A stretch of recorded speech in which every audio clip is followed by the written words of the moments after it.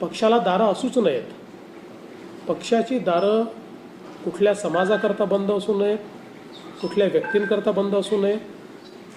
पक्ष हा बिना दाराचाच असला पाहिजे. फक्त प्रवेश देत असताना व्यक्ती योग्य आहेत की नाही, पक्षाला फायद्याची आहेत की नाही, हे आपण बघितलं पाहिजे.